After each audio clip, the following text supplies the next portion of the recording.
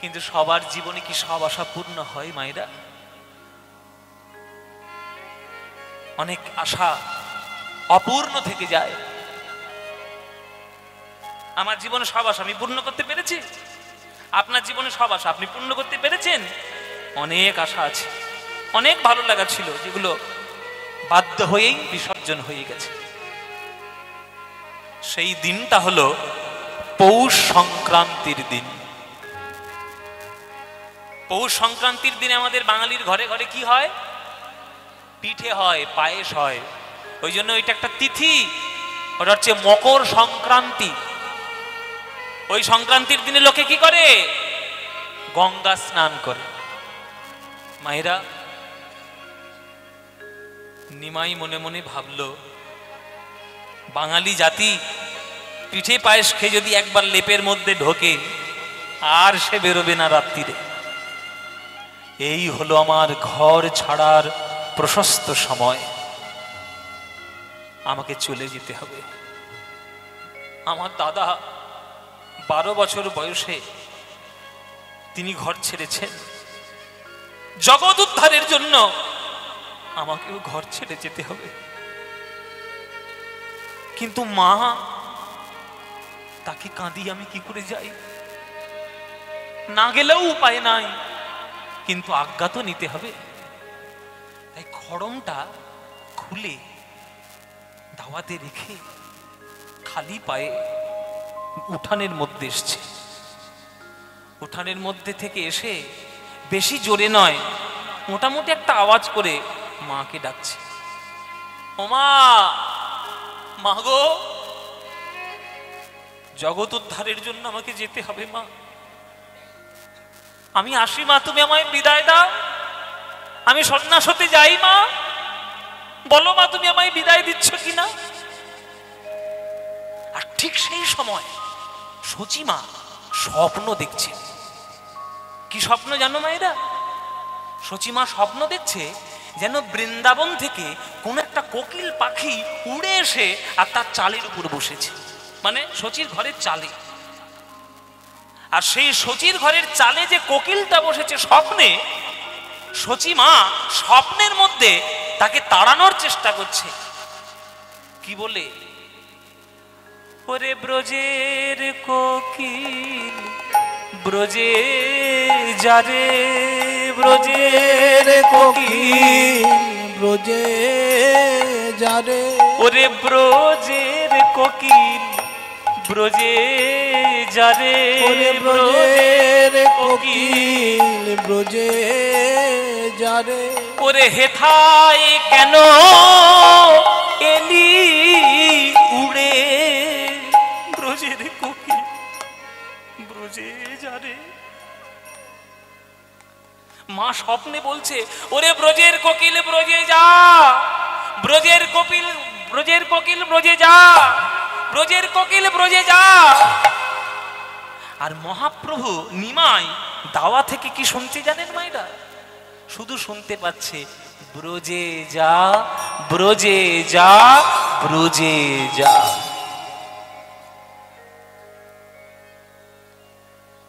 নিমাইয়ের চোখ থেকে ঝরঝর ধারায় জল পড়ছে।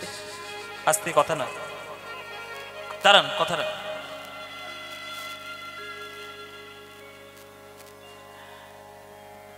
নিমাইয়ের চোখ থেকে ঝরঝর ধারায় জল পড়ছে।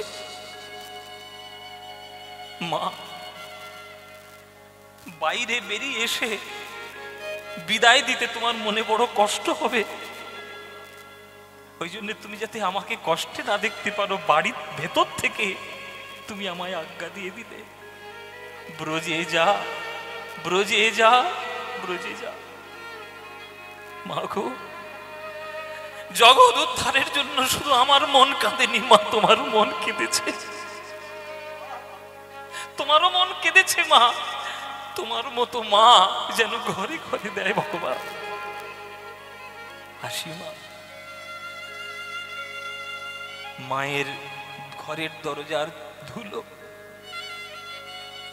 মাথায় নিয়ে আমার মহাপ্রভু বেরিয়ে গেলেন। অনেকক্ষণ পর যখন বিষ্ণুপ্রিয়া জানতে পেরেছে তার স্বামী তার কাটে নেই, ছুটে এসছে পাগলের মতো, মা দেখো মা, সর্বনাশ হয়ে গেছে, তোমার ছেলে ঘরে নেই, তোমার ছেলে চিরকালের মতো আমাদের ছেড়ে চলে গেছে মা। আছাড় পাছাড় খেয়ে উঠে বললেন সচিমা, কি বলছো বৌমা? আমার নিমাই কোথায় যাবে আমাকে না বলে? সে তো কথা দিয়েছিল যে আমাকে আজ্ঞা না নিয়ে কোথাও সে যাবে না। দেখো বৌমা, ঘরের মধ্যে লুকিয়ে নেই তো? ছেলেটা আমার বড্ড দুষ্টু, ছোটবেলায় যখন লুকিয়ে থাকতো, লুকোচুরি খেলে আমি তাকে ঘরের কোণে কোণে খুঁজে বেড়াতাম। নিমাই, ও নিমাই কোথায় গেলি রে? এ নিমাই কোথায় গেলি? এই বুড়ি মাকে ছেড়ে নিমাই যাস না, যাস না নিমাই, যাস না নিমাই, যাস না। ওরে দাঁড়া রে, দাঁড়া রে নিমাই,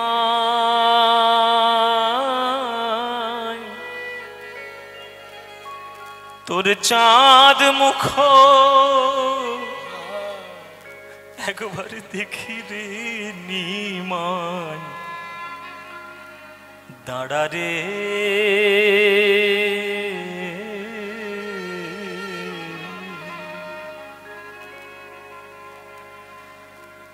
দাঁড়া রে, দাঁড়া রে নিমাই,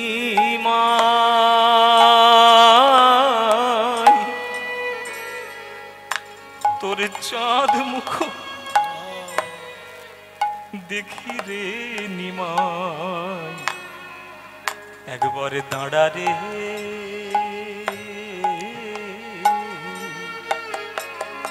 রে দাঁড়া রে, দাঁড়া রে নিমাই,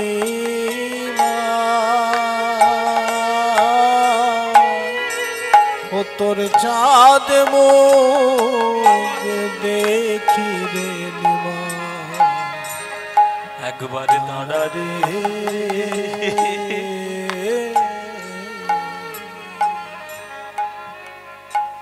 রাম যখন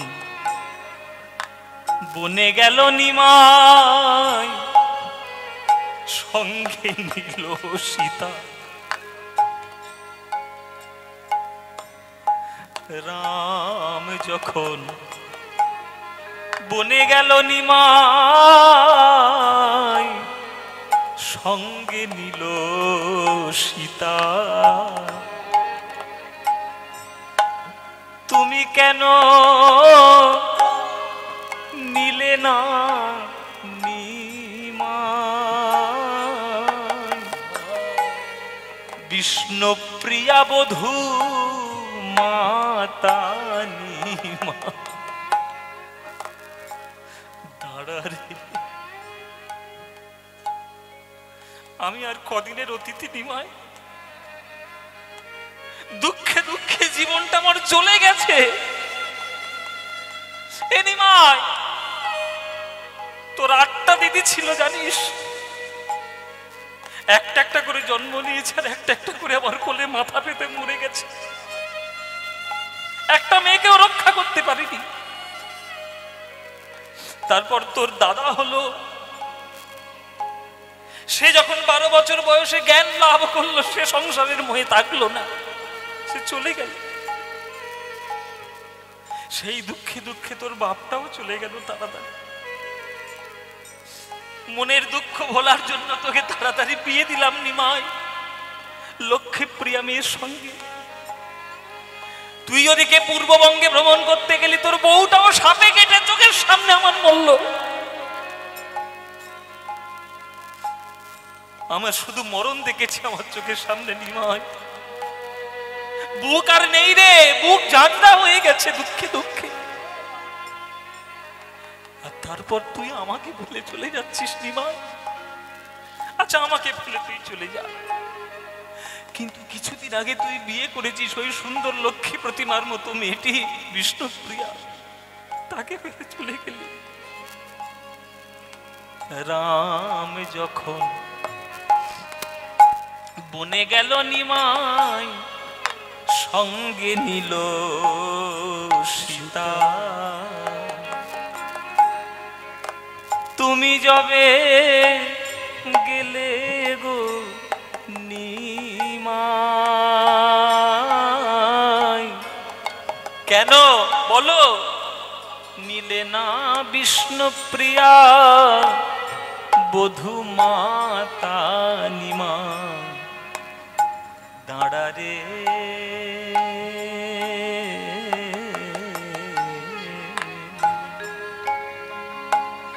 ওরে দাঁড়া রে দাঁড়া রে নিমাই,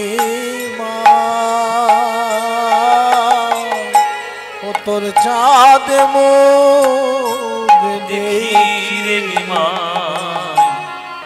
দাঁড়া রে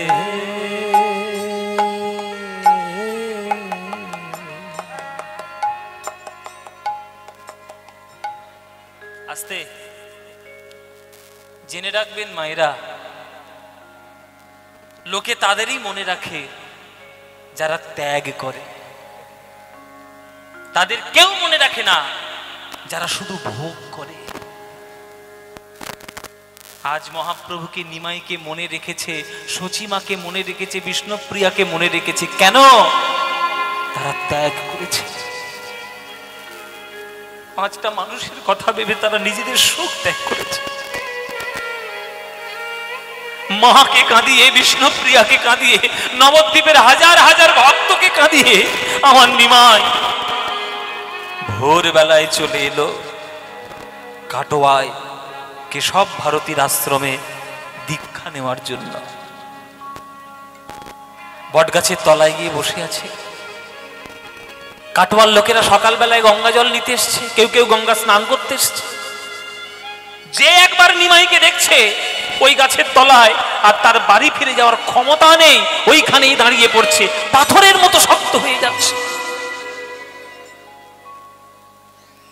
কাটোয়া এই পারে সুরধনির তীরে, আর ওই সুরধনির এই পারে হচ্ছে গঙ্গাধর ভট্টাচার্যের বাড়ি। কোন গঙ্গাধর সেই মনে আছে তো, যে পড়াশোনা করবে বলে গেছি। গঙ্গাধরের আজকে মনে হলো বাবা সংক্রান্তি বলে কথা, যদি একটু গঙ্গার জলে ডুব না দিই পুণ্য কি আর হবে গো? গঙ্গা সাগরে যাওয়ার তো ক্ষমতা নেই, অন্তত সুরধনির গঙ্গার জলে গিয়ে একটু ডুব দিই। তার গ্রামটার নাম হচ্ছে চাকন্দি গ্রাম।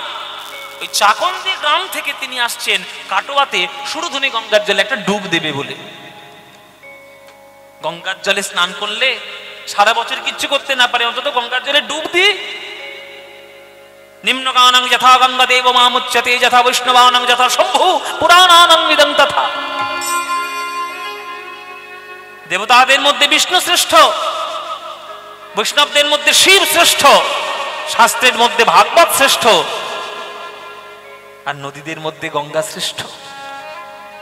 প্রণাম করি বলে ওই পার থেকে নিমাই বসে আছে, ওই পারে নদীর ওপারে, আর এই পার থেকে গঙ্গাধর আসছে গঙ্গার জলে স্নান করবে বলে। এইবার স্নান করতে এসে নদীর তীরে দেখছে যে ওই পারে, মানে খুব বেশি চওড়া নদী নয়, আপনারা যদি কখনো কাটোয়া যান এই পার থেকে ওই পারটা পরিষ্কার দেখা যায়, খুব বেশি চওড়া, আমাদের ডায়মন্ড হারবারে যতটা চওড়া অতটা চওড়া না, এপার থেকে ওই পারটা দেখা যায়। দেখছে যে ওই পার একটা বট গাছের তলে প্রচুর লোক ভিড় করেছে। ও ভাই, এই ওই পারে ওই কেশব ভারতীর আশ্রমে এত লোকের ভিড় কেন গো? আর তুমি জানো না গঙ্গাধর ওইখানে আজকে সন্ন্যাসী হতে এসছে? আরে সন্ন্যাসী তো রোজ কেউ না কেউ হচ্ছে, আজকে এত ভিড় কেন?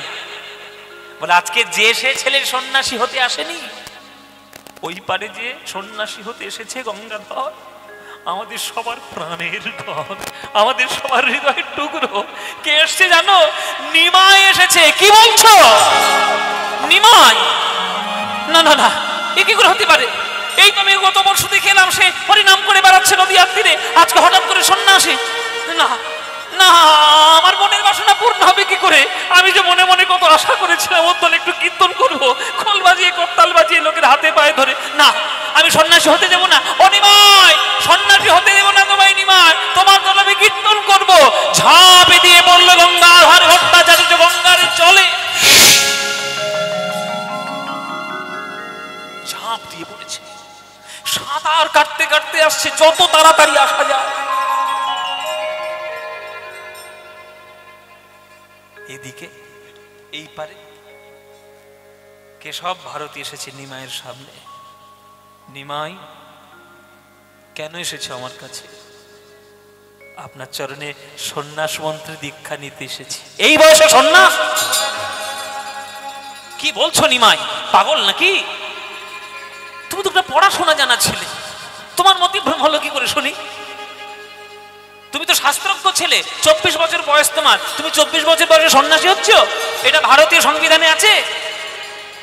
আমাদের ভারতবর্ষের যে বেদ সংবিধান আছে, ব্রহ্মচর্য, গার্হস্থ, বানপ্রস্থ, তারপরে সন্ন্যাস। তোমার এখন 24 বছর বয়স, সদ্য সদ্য বিয়ে করেছো বিষ্ণুপ্রিয়ার সঙ্গে, আর তুমি বলছো সন্ন্যাসী হবে?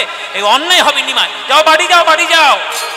একটা অসুস্থ বৃদ্ধা মা রয়েছে, মাকে গিয়ে আগে ঠিক করো, স্ত্রীর সঙ্গে মন প্রাণ দিয়ে সংসার করো, তারপরে তুমি সন্ন্যাসী হতে এসো। আমি তখন বাধা দেব না। বয়সটা কম নিমাই, যাও বাড়ি ফিরে যাও, আমি সন্ন্যাস মন্ত্র দীক্ষা দিতে পারবো না। তখন প্রভু বলছে, গুরুদেব, যে ঘর ছেড়ে আমি একবার এসেছি সেই ঘরে আর আমি দ্বিতীয়বার ফিরে যেতে পারবো না। বয়সের দোহাই দেবেন না।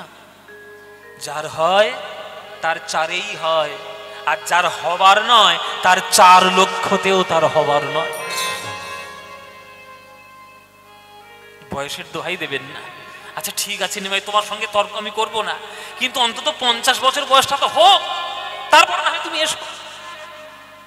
প্রভু বলছেন, 50-তেও হয় না, 50-তেও হয় না, 50-তেও হয় না, 50-তেও হয় না, পঞ্চ অহংকার না ভাঙিলে 50-তেও হয় না, পঞ্চ অহংকার না ভাঙিলে 50-তেও হয় না। 5 ধরনের অহংকার রয়েছে, সেইটা যদি না ভাঙে তাহলে 50 বছর বয়সে তার হরিনাম হবে না। কেশব ভারতী বলছে, ঠিক আছে 60 বছর বয়সে নিশ্চয়ই হবে। 60-তেও হয় না, 60-তেও হয় না, ষড়রিপু না কাটিলে 60-তেও হয় না, ষড়রিপু না কাটিলে 60-তেও হয় না। ষড়রিপু কাম ক্রোধ লোভ মোহ মদ মাৎসর্য, 60 বছর বয়স হয়ে গেছে, তোমার ষড়রিপু কাটেনি, হবে না। ঠিক আছে নিমাই, 70 বছর বয়সে নিশ্চয়ই হবে। 70-তেও হয় না, 70-তেও হয় না, সত্যরস ভেদ না জানিলে 70-ও হয় না, সত্যরস ভেদ না জানিলে 70-তেও হয় না। তর্ক করো না নিমাই, 80 বছর বয়সে তাহলে নিশ্চয়ই হবে। দেখুন 10-10 করে কেশব ভারতী বাড়াচ্ছে, আর শুধু তর্কের মধ্যে নিমাইকে ফেলছে, যাতে নিমাই তর্ক করে সন্ন্যাসের কথা সে ভুলে যায়। এইটা হচ্ছে তার চক্রান্ত। কেশব ভারতী চক্রান্ত করে তাকে সন্ন্যাস থেকে দূরে আনার চেষ্টা করছে, কিন্তু প্রভুকে কি দূরে আনা যাবে? প্রভু বললেন, 80-তেও হয় না, 80-তেও হয় না, অষ্টপাশে না কাটিলে 80-তেও হয় না, অষ্টপাশে না কাটিলে 80-তেও হয় না। ঘৃণা লজ্জা ভয়মান কুলশীল জাতি অভিমান, 8খানা পাশ না কাটলে হবে না হরিনাম। আচ্ছা ঠিক আছে নিমাই, 90-তে নিশ্চয়ই হবে? বলে 90-তেও হয় না, 90-তেও হয় না, নববিধা ভক্তি না জন্মিলে 90-তেও হয় না, নববিধা ভক্তি না জন্মিলে 90-তেও হয় না। শ্রবণং কীর্তনং বিষ্ণু শরণং পাদে সেবনম অর্চনং বন্দনং স্বক্ষং দাস্বং আত্মনিবেদনম। 9 ধরনের ভক্তি আছে, একটাও ভক্তি তুমি জানো না, তোমার দ্বারা হরিনাম হবে না। আচ্ছা ঠিক আছে নিমাই, 100 বছর বয়সে নিশ্চয়ই হবে। প্রভু বলছে, আপনি এত জ্ঞানী মানুষ হয়ে এরকম কেন বলছেন বলুন দেখি, কেন ভুল কি বলেছেন? বলে, গুরুদেব এটা কলিযুগ, আপনি বলছেন 100 বছর বয়স, আর আমি বলছি শুনুন 100 বছর বাঁচবে কিনা সেটাই সন্দেহ রয়েছে। কিভাবে না? আজকের আপনারা মায়েরা, বাবারা, ছেলেরা, ছোকরারা, যারা যারা এসছ, আমাকে হাত তুলে তোমরা সবাই কেউ একজন আমাকে বলো হাত তুলে, দাদা বা ভাই বা বাবা 100 বছর আমি বাঁচবো, 100% গ্যারান্টি। কে এখানে হাত তুলবে? একটাও হাত তোলে। মরে যেতেই পারি। 100 বছর? তাই নাকি? সর্বনাশ। 100 বছর? একটা ছবি তুলে নাও ভালো করে, এই ক্যামেরাগুলো একটা ছবি তুলে ভালো করে। 100 বছর, ওই যে 100 বছর। এই যে দেখো 100 বছর বয়স আজকে কীর্তন শুনতে এসছে। এই যে মানুষটা কটা আছে, ওই দেখো, বাহ কত ভাগ্য দেখো, 100 বছর বয়সে তার পরিবারের লোকেরা কোলে করে নিয়ে এসছে তো হরিনাম করতে। তাহলে এই ভাগ্যটা সবার হবে কি? আপনাদের সবার হবে? আপনারা বলুন ওনার সঙ্গে বাঁচবেন 100 বছর? বলে বাবা 100 বছর বাঁচবো কিনা সন্দেহ রয়েছে।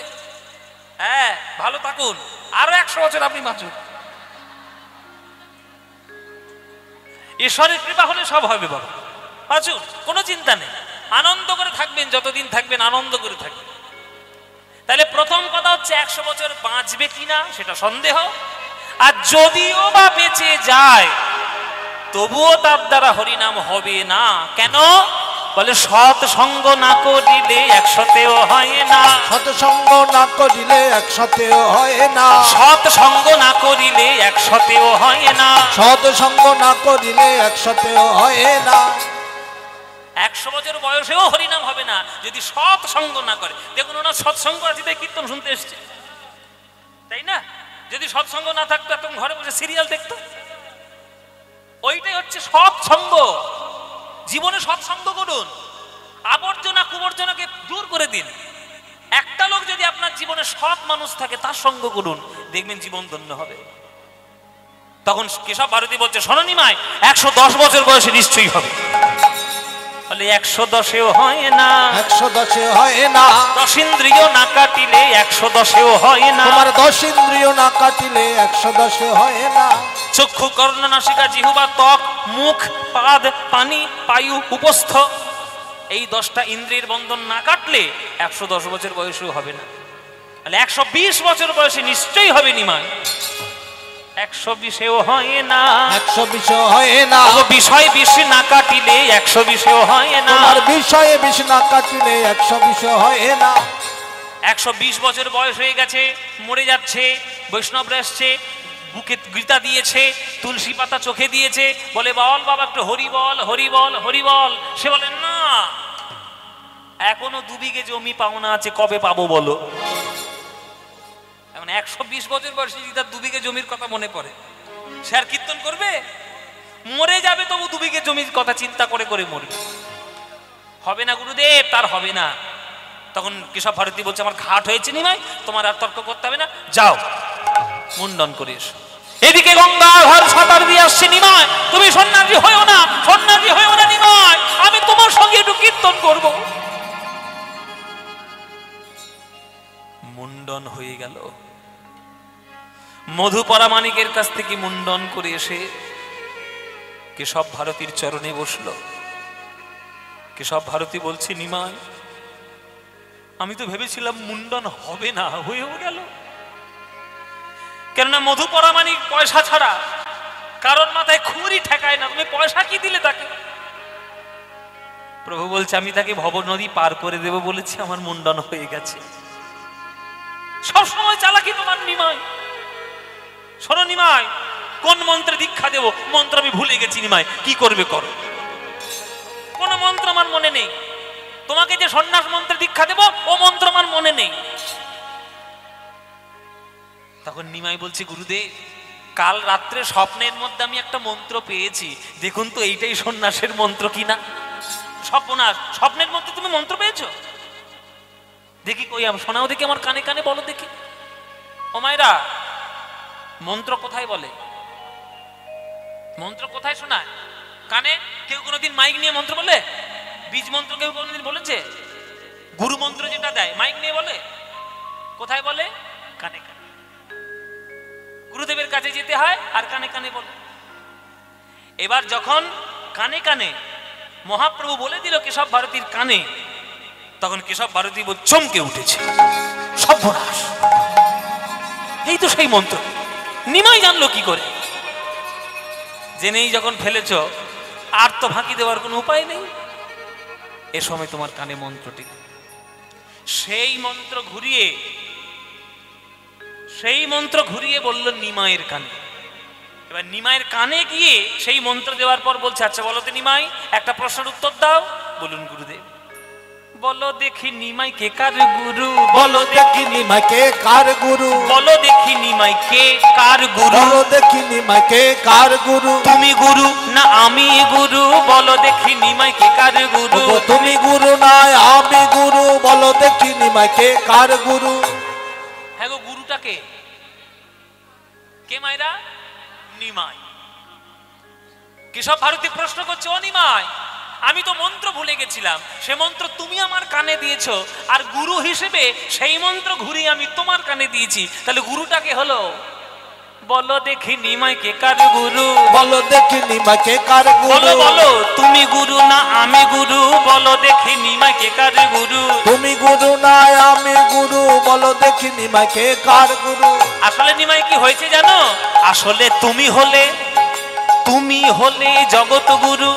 অনিমাই, আসলে তুমি হলে জগৎ গুরু, কৃপা করে আমায় করলে গুরু, তুমি হলে জগৎ গুরু, কৃপা করে আমায় করলে গুরু, তুমি হলে জগৎ গুরু, কৃপা করে আমার করলে গুরু, তুমি হলে জগৎ গুরু, বলো দেখি নিমাই কে কার গুরু, বলো দেখি নিমাই কে কার গুরু, বলো দেখি নিমাই কে কার গুরু,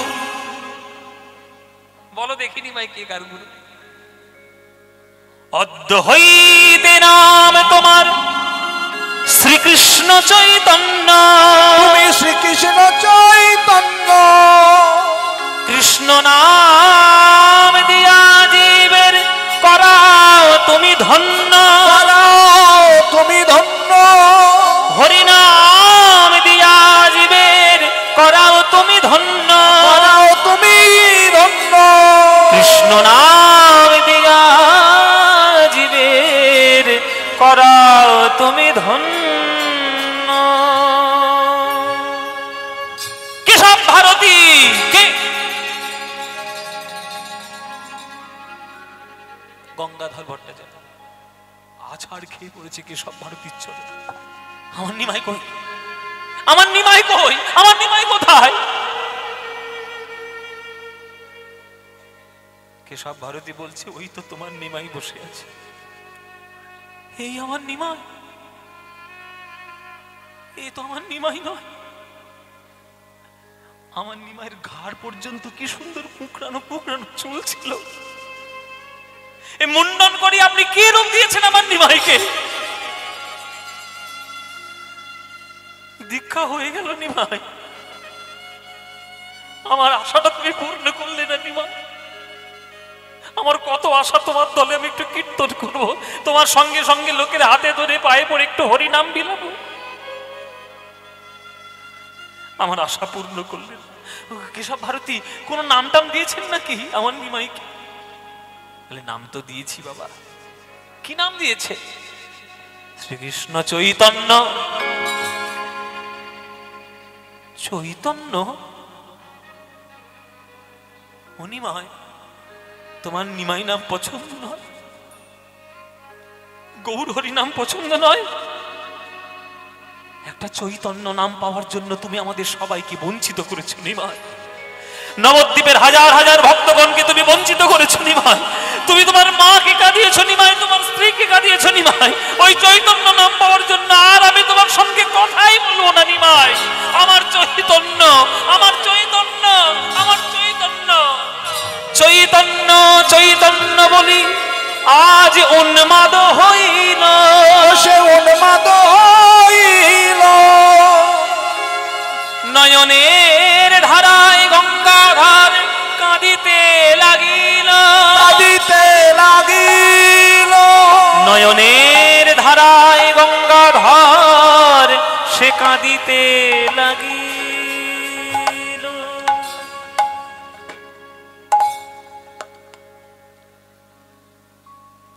হরি বল। পাগলের মতো প্রলাপ বকতে বকতে চলে গেল নদী পার করে নিজের গ্রামে। মুখে শুধু তার একটাই নাম, চৈতন্য চৈতন্য চৈতন্য চৈতন্য চৈতন্য। অর্ধ উন্মাদ, ভালোবাসা এত তীব্র, অর্ধ উন্মাদ। পাড়ার লোকেরা যদি বলে ও গঙ্গাধর, সাড়া নেই। ও ভট্টাচার্য মশাই, সাড়া নেই। ও পণ্ডিত মশাই, সাড়া নেই। কেউ যদি একবার বলে ফেলে ও চৈতন্য দাস, হ্যাঁ কে বললে, কে ডাকলে আমার? শুধু চৈতন্য। ভালোবাসা এরকমই হয় মায়েরা, নিঃস্বার্থ, বিনা স্বার্থে যদি কাউকে কেউ 100% ভালোবাসে, তার জন্য সে অর্ধ উন্মাদের মতোই হয়। ওই জন্য সাধকরা পাগলই হন, সব পাগল। রামকৃষ্ণ মায়ের প্রেমে পাগল, নিমাই আমার কৃষ্ণ প্রেমে পাগল, মীরাবাই গিরিধরের প্রেমে পাগল, অর্ধ উন্মাদ সব। তারাই হচ্ছে জগতের প্রকৃত শান্তির বার্তা দিয়েছে। এই গঙ্গাধরের স্ত্রীর নাম ছিল গৌরাঙ্গ প্রিয়া দেবী। হ্যাঁ, তিনি আজকে হঠাৎ করে দেখছেন রাত্রিরে মাঝখানে মধ্যরাত্রে উঠে আজকে সে ফুপিয়ে ফুপিয়ে কাঁদছে। গঙ্গাধর, ও স্বামী কি হয়েছে, কাঁদছো কেন মাঝরাত্রিরে উঠে? শোনো, আমার বড্ড মনে পড়েছে আমার নিমাইকে, আমি তাই কাঁদছি। তা কাঁদছো কেন? তোমার নিমাই তো এখন পুরী ধামে থাকে, অনেক বছর পেরিয়ে গেছে, 5-6 বছর পরের ঘটনা এটা। কান্নাকাটি করছে, মন কেমন করছে। কেন কাঁদছো? তোমার নিমাই তো পুরীতে থাকে জগন্নাথ মন্দিরে, তো যাও না, নিমাইকে একবার দেখে এসো। বলছো তুমি? বলছো আমি তো নিমাইকে কি একবার দেখে আসবো? হ্যাঁ স্বামী, তুমি যদি যাও আর তুমি যদি আজ্ঞা দাও, তোমার পিছনে পিছনে আমিও একটু যদি পাই সৌভাগ্য, আমিও তাকে একটু দর্শন করে আসবো। তুমি যাবে? যাবে তুমি? চলো তাহলে আমরা দুই স্বামী স্ত্রী মিলে নিমাইকে গিয়ে একবার দর্শন করে আসি। মায়েরা, স্বামী স্ত্রী মিলে আজ চলেছে পুরীধামে, পুরীধামে চলেছে আজ জগন্নাথ দর্শন করতে। শুধু জগন্নাথ নয়, রথ দেখাও হবে, আবার কলা বেচাও হবে। জগন্নাথের মন্দিরের মধ্যে অচল জগন্নাথ, কাঠের জগন্নাথ মূর্তি, দারু ব্রহ্ম জগন্নাথ দেখা হবে, আর মন্দিরের বাইরে হাত তুলে নৃত্য করা আমার সচল জগন্নাথ নিমাইকেও দেখা যাবে। চলো চলো চলো, এই চলো চলো গো, চলো দুজনে চলো। চলেছে তারা জগন্নাথ মন্দিরে পুরীতে নিমাইকে দর্শন করার জন্য। জগন্নাথ, সবাই হাত জোরে করে বসুন, হাত জোরে করে বসুন, করো জোরে। যারা যারা গান শুনছেন, কারা কারা পুরী গিয়েছেন হাত তুলুন দেখি। পুরী সবাই সবাই গেছে, সবাই নামান হাত। নামান নামান নামান। দক্ষিণের মানুষ পুরীতে যাবে না হয়? প্রত্যেক বছর ভাদ্র মাসে এলে একটু বাসে করে পুরীতে যাবে। হ্যাঁ, তাহলে নিশ্চয়ই পুরীতে গিয়েছো। পুরীতে তাহলে কাকে দেখার জন্য যাওয়া? হ্যাঁ, মিথ্যে কথা। কেউ জগন্নাথ দেখতে যায় না এখনকার দিনে, সব সমুদ্রের জলে আষাঢ় খেতে যায়। হ্যাঁ, ওসব আমার জানা আছে। আমি একটা শুটিং করতে গেছিলাম এই বছর, আমার রথের সময় আমার একটা গান বেরিয়েছিল। হ্যাঁ, তো সেই জগন্নাথের গানটা শুটিং করতে আমি পুরী গেছিলাম, প্রডিউসার নিয়ে গেছিল। বেশ প্লেন ট্রেন ভাড়াটা ফ্লাইটে করে নেওয়া আসা সব কিছু খরচে। কত আনন্দ পেলাম যে অনেক বছর পর আমি যখন গেছিলাম পুরীতে, তখন আমার ক্লাস 7-এ পড়তাম, আর অনেক বছর পর পুরীতে গেলাম, খুব আনন্দ। আনন্দ আর কি করব, ওদের দেখে আমার মাথা খারাপ হয়ে গেছে। ওই সমুদ্রের তীরে শুধু আছাড় খেয়ে বেড়াচ্ছে, আর অখাদ্য কুখাদ্য খেয়ে নালার মধ্যে মুখ ডুবিয়ে পড়ে আছে। এরা নাকি পুরীতে গেছে। পুরীতে যাওয়া মানে তো জগন্নাথকে দেখা। তাহলে জগন্নাথকে আমরা না দেখে আমরা যদি এই কার্যগুলো করে বেড়াই, তাহলে তীর্থ যাওয়ার কোনো মানে হয়? তাই মায়েরা, আপনাদের কাছে আমার হাত জোরে করে করজোরে প্রার্থনা, যদি মনে হয় যে আমি তীর্থ করতে যাব, অভক্তদের সঙ্গে নিয়ে কোনোদিন তীর্থে যাবেন না। যারা ভক্ত তাদেরকে সঙ্গে নিয়ে যাবেন।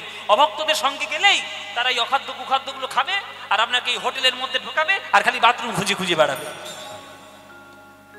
এইটা উদ্দেশ্য তীর্থ করতে যাওয়া নয়। জগন্নাথ হচ্ছেন স্বয়ং ভগবানের সাক্ষাৎ দ্বিতীয় স্বরূপ আমাদের কলিযুগে। তাকে মনে প্রাণ দিয়ে দর্শন করতে হয়। যদি কেউ একবার ভক্তি ভরে জগন্নাথের স্বরূপটা দেখে নিতে পারে, তার নরক বাস কোনোদিন হবে না, তার শান্তি জীবনে চলে আসবে। তাই হাত জোরে করে বসুন। আর আমি যখন জগন্নাথের বন্দনাটা গাইব, তখন সবাই মিলে একটু উলুধ্বনি দেবেন, কেমন? চলুন।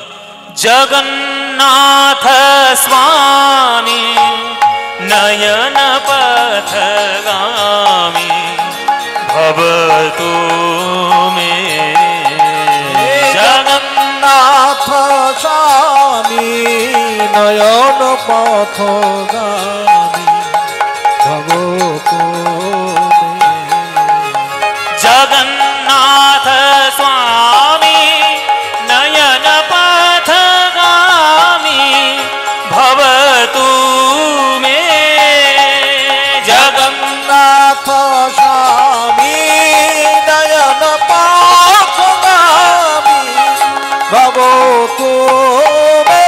উলুধ্বনি কদাচিৎ কালীন্দিতট বিপিন সঙ্গীত তরলো মুদাভীরি নারী বদন কমল স্বাদ মধুপ রমা ব্রহ্মা শিব সুর গণেশারিচিত পদ জগন্নাথ স্বামী নয়ন পথগামী ভবতু মে। জগন্নাথ স্বামী নয়ন পথগামী ভবতু মে। জগন্নাথ স্বামী নয়ন পথগামী ভবতু মে। এইখানে আমার একটু আর্জি আছে আপনাদের কর্তৃপক্ষের তরফ থেকে। আজ আপনারা হাজার হাজার ভক্তগণ, ওরে বাবা কি প্যান্ডেল ফ্যান্ডেল খুলে দিতে হলো নাকি?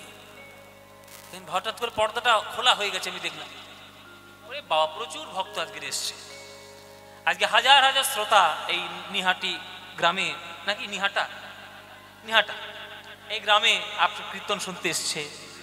আর এই পদক আমাদের কমিটির ভক্তরা তারা আপ্রাণ চেষ্টা করেছে ভালো কীর্তন করানোর। তাই আপনাদের কাছে তাদের প্রার্থনা, তারা আপনাদের কাছে ভিক্ষার আঁচল পেতে পেতে আপনাদের কাছে যাবে। আমরা এই কলিযুগে বাস করি, অথচ আশ্চর্যের বিষয় হচ্ছে আমরা এইটা যে পৃথিবীতে এখন নানান ধরনের গান বেরিয়েছে। আমি সমস্ত ধরনের গানকে শ্রদ্ধা করেই বলছি, সমস্ত ধরনের গানকে সঙ্গীতকে শ্রদ্ধা করেই বলছি। কিছু কিছু গান, কিছু কিছু সঙ্গীত মানুষকে আনন্দ, মানসিক শান্তি দেয়। আর কিছু কিছু গান অনুষ্ঠান করার পর পাড়া আর গ্রামের মধ্যে শুধুমাত্র অশান্তি হয়ে বেড়ায়। আমি জানি না আপনারা কোন গানের শোনার পক্ষপাতী। এমনকি এখন কীর্তনের আসরে গিয়েও আমি দেখছি কীর্তনের মধ্যে, আসরের মধ্যে অনেক জায়গায় অনেক পরিবর্তন এসছে। কীর্তনের শ্রোতাদের মধ্যে পদ পদাবলী মহাজন বড় গান, কীর্তনের রাধা গোবিন্দের পদ শোনার তাদের মানসিকতা নেই। তারা গিয়ে শুধু বলছে আপনি একটু ভালো করে নাচুন তো দেখি মশাই। কীর্তনটা নাচার জন্য না মদ খেয়ে উড়িয়ে দেওয়ার জন্য? আবার সেই কীর্তনের আসরের পিছনে গিয়ে মদের আসর বসেছে, তাহলে সেটা কীর্তন হয় কি করে? আমি আশা করব আপনাদের এই গ্রামে যেন সেটা, সেই দুর্ভাগ্যটা যেন কখনো না হয়। গৌর গোবিন্দ আপনাদের সদ্বুদ্ধি দিক, যেন মঙ্গলময় কীর্তন করানোর জন্য আপনাদের সদ্বুদ্ধির উদয় হয়। তাই কর্তৃপক্ষের ভক্তরা আপনাদের কাছে ভিক্ষার আঁচল নিয়ে যাবে। যার যতটুকু খুশি, আপনাদের যার যতটুকু সামর্থ্য, আপনারা প্রাণ ভরে তাদের ভিক্ষার আঁচলে দেবেন। হ্যাঁ, আর কে যাবেন? আপনি যাবেন তো? আসলে আসুন, আগে আসলে আসুন, আসলে আসুন। হ্যাঁ, আপনি আচরি ধর্ম অপরে শিখায়, নিজে না কইলে অন্যে শেখানো না যায়। তাই আপনারা শ্রোতাবৃন্দ, আপনারা ভক্তবৃন্দ, আপনারা কীর্তন শুনতে এসেছেন। আমাদের সবার কর্তব্য গ্রামে গ্রামে প্রকৃত মঙ্গলময় কীর্তন গান যেন সত্যিকারের উজ্জীবিত হতে পারে, সেই প্রচেষ্টা আমাদের সবার মধ্যে থাকবে। তাই আপনাদের কাছে যখন যাবে আপনারা প্রাণ ভরে দেবেন। আমাদের এই আসর থেকে দেওয়াটা শুরু হলো, তারপরে আপনাদের কাছে গেলে আপনারা যা ইচ্ছে দেবেন। চলো, নিতাই গৌর প্রেমানন্দে হরি বল। এই দেওয়াটা শুরু হলো, আপনাদের কাছে গেলে আপনারা দেবেন। আরেকটা কথা, আমার গান 9টা পর্যন্ত শুনবেন। তারপরে আমার একটা গুরু বোন আছে নয়না, ও খুব ভালো গায়, আপনাদের কাছে আসবে, নয়না দাস, ওর গান শুনবেন। আমরা গুরু ভাই বোন হই, একই গুরুর কাছে আমরা গান শিখেছি, তার গান শুনবেন। আমার গান যদি আপনাদের বিন্দুমাত্র ভালো লেগে থাকে, আর যদি মনে হয় পদ্মবালস খুব ভালো গাইলো, 10 টাকা দিয়ে আসি, খবরদার দেবেন না। আমার আপনাদের কাছ থেকে নতুন করে কিছু নেওয়ার নেই। আমার যা পারিশ্রমিক সেটা কর্তৃপক্ষরা বহন করছে। আমার ভক্তদের কাছ থেকে পেলা তুলে তুলে, চাঁদা তুলে তুলে আমার নেওয়ার দরকার নেই।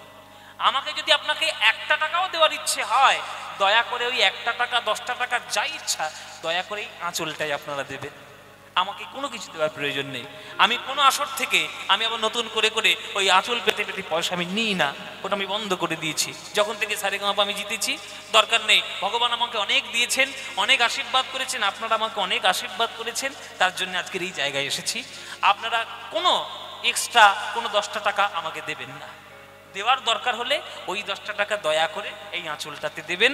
আপনারা যতটুকু দেবেন এনাদের উৎসাহ তত আরো বাড়বে যে আরো ভালো কীর্তন আমরা কি করে করাবো। জয় নিতাই।